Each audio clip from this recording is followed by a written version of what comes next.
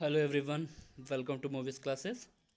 आप लोग को लगभग मैं ये हिस्ट्री का चैप्टर दो तीन टॉपिक मैंने कंप्लीट कर चुका था, जो कि आपके स्क्रीन पे दिख रहा था। ये सारा टॉपिक मैंने आप लोगों को क्लियर कर चुका था। उसके बाद मैंने दो ब्रॉड हेडिंग स्टार्ट किया था, जिसमें से एक कंप्लीट कर दिया था और दूसरा वो भी मैंने कंप्लीट किया था, लेकिन उसके अंदर एक सब हेडिंग आई थी।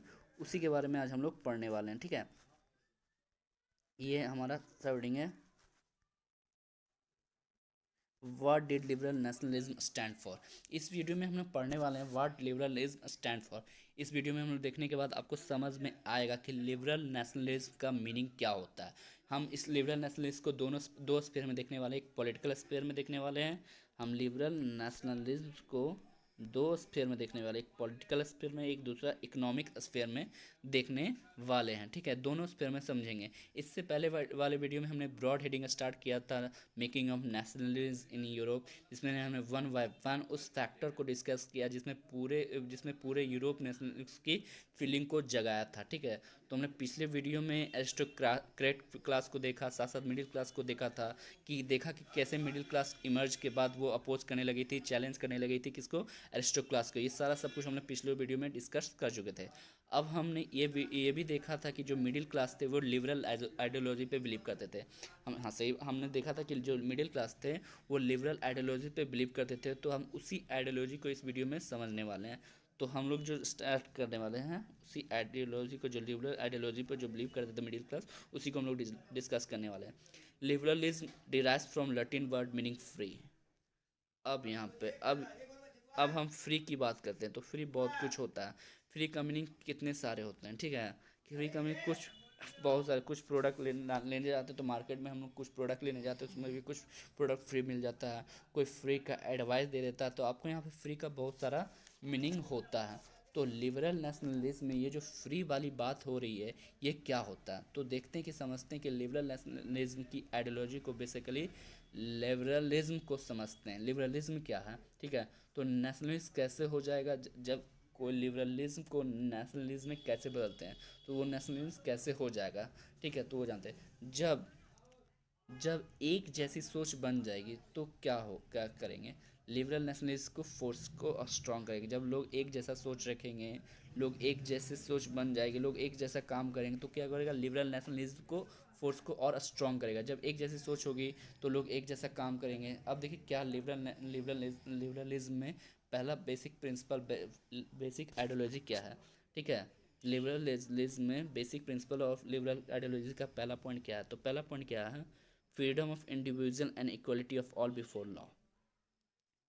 पहला पॉइंट क्या है, मतलब यहाँ क्या है, इंडिविजुअल फ्रीडम की बात कही, इंडिविजुअल इक्वलिटी दे रहा है, मतलब इंडिविजुअल फ्रीडम दे रहा है, इंडिविजुअल इक्वलिटी दे रहे हैं, उन्हें समानता दे रहे हैं कानून के सामने, मतलब कानून के सामने उन्हें समानता दे रहा है। They are being treated equality in front of law, मतलब लॉ के सामने सबको इक्वल ट्रीट किया जा रहा है। ये पहला बेसिक लिबरलिज्म का आइडियोलॉजी था। आप देखें हुए तो हमें ये दोनों पॉइंट्स को, मतलब जो ना भी हम पॉइंट डिस्कस करेंगे, अभी चार पॉइंट आपके साथ, 4 से 5 पॉइंट मैं डिस्कस करूँगा।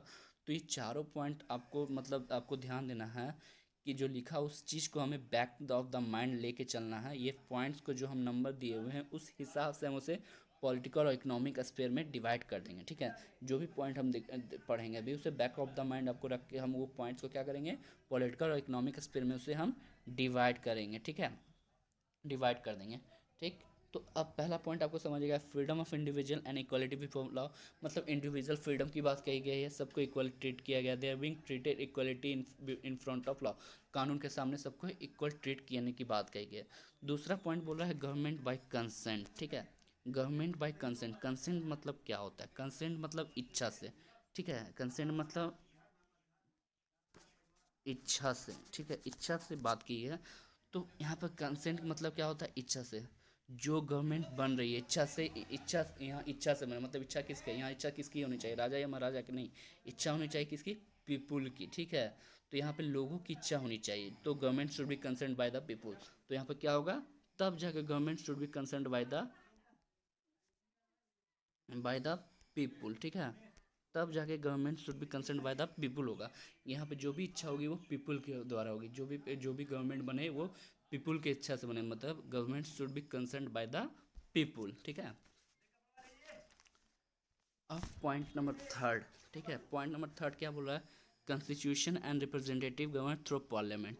मतलब थर्ड पॉइंट क्या है, तो एक कॉन्स्टिट्यूशन होना चाहिए जिसमें एक रिप्रेजेंटेटिव गवर्नमेंट होना चाहिए, मतलब जो जनता है वो चूज़ करे अपने रिप्रेजेंटेटिव को, अपने उम्मीदवारों को वो चूज़ करे कि ये हमारे बिहाफ पे गवर्नमेंट चलाएंगे। तो रिप्रेजेंटेटिव गवर्नमेंट हो, पार्लियामेंट्री फॉर्म ऑफ गवर्नमेंट हो, जहाँ पर सारे लोग पार्लियामेंट में आएँ, जिन लोगों को रिप्रेजेंट उनकी बात, जिन लोगों ने उनसे रिप्रेजेंट किया उनकी बातों को रखें, ठीक है। और उसके साथ साथ कॉन्स्टिट्यूशन हो, मतलब अब मान लो यहाँ पर कॉन्स्टिट्यूशन अगर नहीं होगा, ठीक है, कॉन्स्टिट्यूशन हो,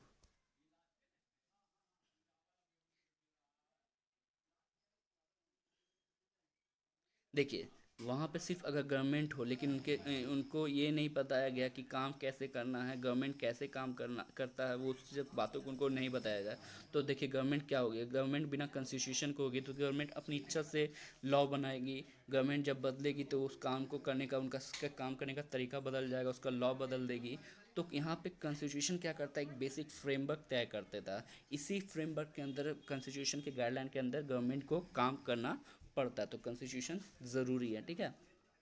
constitution and representative government through parliament, constitution होना चाहिए, जो भी रिप्रेजेंटेटिव गवर्नमेंट वो रिप्रेजेंटेटिव गवर्नमेंट होनी चाहिए, पीपल अपने रिप्रेजेंटेटिव को चूज़ करे और पार्लियामेंट्री फॉर्म ऑफ गवर्नमेंट में वो वर्क करे, ठीक है।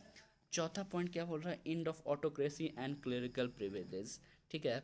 अब क्या होता है, जब पूरे यूरोपियन सोसाइटी में आप देख रहे हैं कि ऑटोक्रेसी और क्लेरिकल प्रिविलेजेस थे, तो ऑटोक्रेसी और प्रिविलेज क्लेरिकल मतलब क्या होता है, ऑटोक्रेसी मतलब राजा के पास ऑटोक्रेटिक पावर, मतलब क्लास आप लोग याद कीजिएगा क्लास 9 के रशियन रेवोल्यूशन में सार निकोलस जो के राजा थे वो क्या थे, ऑटोक्रेटिक रूलर थे, मतलब उनके पास पावर था, वो जो चाहे वो कर सकते हैं। क्लर्जी मतलब क्या होता है, क्लरिकल मतलब क्या है, क्लर्जी क्लास, क्लर्जी क्लास मतलब जो चर्च से रिलेटेड है, फादर्स वगैरह, उनको क्लर्जी बोलता है। तो इनके पास भी स्पेशल पावर था और उनको प्रिविलेजेस दिया गया था। तो इस तरह से ऑटोक्रेटिक पावर और प्रिविलेजेस को खत्म करने की बात इसमें कही गई है, मतलब इन liberal nationalism stand for the end of autocracy and clerical privileges. ये इन्होंने लिबरल जो नेशनलिज्म थे वो क्या बात कही है कि ऑटोक्रेसी सिस्टम को खत्म करके क्लरिकल प्रिविलेजेस को खत्म कर दिया जाए, ठीक है। अब है आपका लास्ट पॉइंट है पांचवा, जो बेसिक आइडियोलॉजी है लिबरल नेशनलिज्म का, वो उसका पांचवा पॉइंट है, इनवायबिलिटी ऑफ प्राइवेट प्रॉपर्टी। इनवायबिलिटी मतलब क्या, इनवायबिलिटी बना है वायलेशन शब्द से, ठीक है, वायलेशन शब्द से इनवायबिलिटी बना। वायलेशन मतलब किसी चीज़ का उल्लंघन करना, दैट इज कॉल्ड वायलेशन, ठीक है। वायलेशन क्या है, तो इनवैलिडिटी मतलब क्या होता है कि प्राइवेट प्रॉपर्टी में किसी के प्राइवेट प्रॉपर्टी को मतलब छीनने का ना हो, ना छीन सके, उसके प्रोटेक्शन देना, दैट इज कॉल्ड इनवायबिलिटी, ठीक है। प्राइवेट प्रॉपर्टी को प्रोटेक्शन दिया जाए, क्यों, क्योंकि क्यों प्रोटेक्शन दिया जाए, आपने देखा था कि ऑटोक्रेटिक मतलब क्या होता है, राजा का पावर, अगर किसी के राजा मान लो ऑटोक्रेटिक रूल में रहेगा तो क्या करे, राजा को राजा के पास पूरा पावर है, अगर राजा किसी के प्राइवेट प्रॉपर्टी को पसंद कर लेता है वो क्या उसे छीन लेगा। तो लिबरल नेशनलिज्म ने कहा कि प्राइवेट प्रॉपर्टी को प्रोटेक्शन देना चाहिए, ठीक है। वो अपने आप पे रिलेट करके बना रहे हैं, ठीक है। तो यहाँ पे प्रोटेक्शन की बात जो करते हैं वो लिबरल नेशनलिस्ट, जिन लोगों को लिबरल नेशनलिस्ट से अपने आप को रिलेट करने की आदत थी या फिर जो इस आइडियोलॉजी को फॉलोवर थे, तो हमें लिबरल नेशनलिस्ट को किस तरह से सोच, लिबरल नेशनल में किस तरह की सोच होती है वो देखा हमने, जो मिडिल क्लास इमर्ज होते हुए देखा, आपने क्लास 9 में देखा होगा, क्लास 9 के फ्रेंच रिवॉल्यूशन में आप लोग देखा होगा, ये ध्यान से याद कीजिए कि क्लास 9 में कैसे French revolution third class emerge होकर आती है, उसके बाद फिर वहाँ पर लिबरल सोसाइटी फॉर्म करती है, ठीक है, दे फॉलो लिबरल आइडियोलॉजी, ठीक है। तो यहाँ तक आपको पांचों पॉइंट मैंने आपको डिस्कस कर दिया, basic ideology of basic principle of liberal ideology को मैंने आप सारा पॉइंट डिस्कस कर दिया। अब हमें इस पॉलिटिकल और इस, तो अब हमें इसे पॉलिटिकल और इकोनॉमिक स्पेयर में देखते हैं, ठीक है। अब liberal ideology classified into two sphere, political sphere and economic sphere. देखिए आपका जो पहला पॉइंट, दूसरा पॉइंट और तीसरा पॉइंट और चौथा पॉइंट जो है ये हमारा पॉलिटिकल स्फेयर में आ जाता है। देखिए पॉइंट क्या है, यहाँ पर पॉइंट देखिएगा, ये चारों पॉइंट हमारा पॉलिटिकल स्फेयर में आ जाता है। और इसमें एक पॉइंट बोल रहा है, equality before law not necessarily stand for universal suffrage. मतलब क्या, एग्जाम्पल में आप क्लास 9 के एग्जाम्पल के फ्रेंच रिवॉल्यूशन में चलते हैं। आप लोगों ने क्लास 9 में इस 9 में पढ़ा था कि पढ़ा, हमने देखा था कि कैसे फ्रांस को गवर्नमेंट फ्रांस में नेशनलिस्ट गवर्नमेंट बन गई थी, नेशनल असेंबली बनाई गई थी। ये जो नेशनल असेंबली ने बनाया, जो नेशनल असेंबली जो फॉर्म हुआ था, इसमें को फॉर्म किया, कौन फॉर्म किया था? तो न्यू मिडिल क्लास फॉर्म किए थे, लिबरल नेशनलिज्म फॉर्म किए थे। लेकिन उसमें भी क्या आप लोगों ने देखा था, जिसमें जो वोमेन है और जो नॉन प्रॉपर्टी सेक्शन उसको वोटिंग राइट नहीं दिया गया था, ठीक है। वोमेन को और नॉन प्रॉपर्टी सेक्शन को वोटिंग राइट, मतलब जिनके पास पैसा वो वोट करेंगे, अदरवाइज जिनके पास पैसा प्रॉपर्टी नहीं वो वोट नहीं करेंगे, ठीक है। नहीं करेंगे, लेकिन नहीं करेंगे। लिबरल आइडियोलॉजी के जो फॉलोअर थे, जो मिडिल क्लास से इमर्ज होकर आए थे, वो लिबरल आइडियोलॉजी के फॉलोअर थे। मिडिल क्लास ने नेशनल असेंबली को गवर्नमेंट बनाई थी, लेकिन जब इक्वलिटी बिफोर लॉ की बात की थी, जब इक्वलिटी बिफोर लॉ की बात की थी, इक्वलिटी बिफोर लॉ की बात की थी, तो गारंटी सबको, लेकिन वो गारंटी नहीं दिया था सबको, वोटिंग राइट नहीं दिया था सबको, यूनिवर्सल सफरेज सबको बहुत लेट में मिला था। मतलब इक्वलिटी बिफोर लॉ की वो जो बात की गई थी, आपने फ्रेंच रिवॉल्यूशन में इक्वलिटी बिफोर लॉ की बात किया गया था सबको, लेकिन वहाँ पे यूनिवर्सल सफरेज के अंदर सबको वोटिंग राइट नहीं मिला था। मतलब आपने देखा था कि वहाँ के सिटीजन को दो पार्ट में बांटा गया था, एक्टिव सिटीजन और पैसिव सिटीजन। मतलब पैसिव सिटीजन जिनके पास पैसा नहीं है वो वोट नहीं कर सकते, वुमेन को वोट करने का अधिकार नहीं मिला था। ये हमारा है पॉलिटिकल स्फेयर में। अब हम यहाँ पे इकोनॉमिक स्फेयर को डिस्कस करेंगे।